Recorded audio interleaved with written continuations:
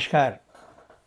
आज एक ऐसे विषय पे चर्चा करने का मन है जो आमतौर पे लोग होम्योपैथिक डॉक्टर्स से पूछते भी हैं, वो प्रश्न कि स्किन इरप्शंस पे लोकली उसको ट्रीट क्यों नहीं करना चाहिए, उसका सप्रेशन क्यों नहीं होना चाहिए। हम लोग अपनी ज़िंदगी में उठा-पटक चलती रहती है, कभी हम दुखी होते हैं, कभी एक्साइट होते हैं, कभी कोई हमसे बिछुड़ता है, कभी किसी को हम चाहते हैं, उससे मिलना वो आना नहीं चाहता। तो हर हमारे एनवायरनमेंट का प्रभाव हमारे शरीर पे होता है।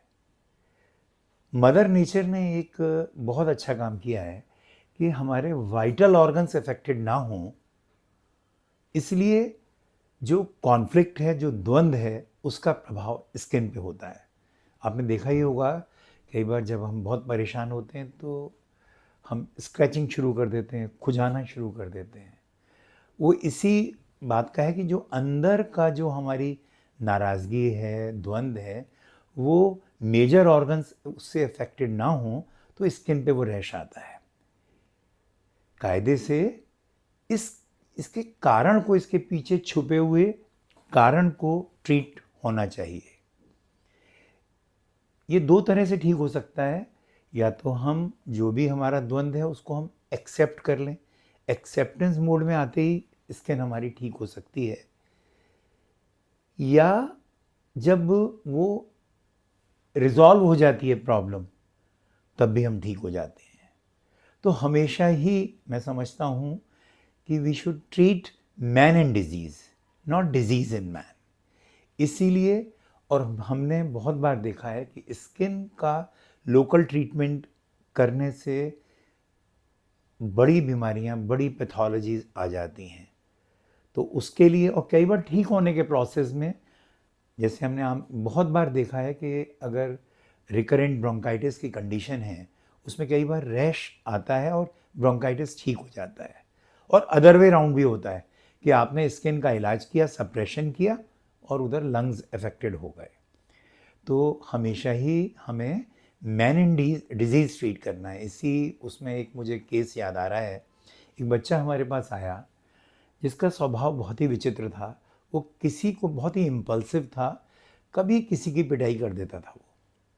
तो 6 साल का वो बच्चा था। स्कूल वालों ने कहा कि अब इस बच्चे को टॉलरेट करना मुश्किल हो रहा है, यहाँ रोज़ कंप्लेंट आ रही है, बच्चों को मार देता है अचानक।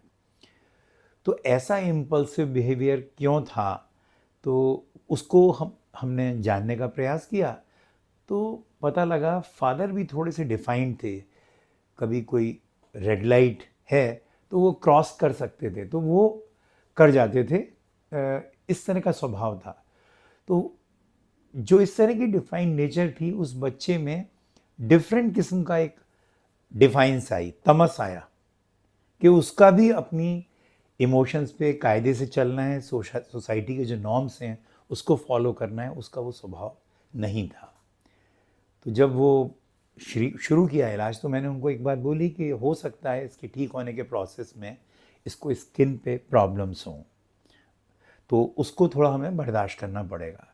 तो देखा, जब हमने उसको मेडिसिन दी तो उसके बाद उसके बहुत बॉयल्स, पस्ट्यूल्स निकले, हाई फीवर होता था। कोई एंटीबायोटिक्स नहीं दिए गए, कुछ नहीं किया। धीरे धीरे वो मेलो डाउन होता गया और एक बहुत ही सभ्य बच्चा हो गया।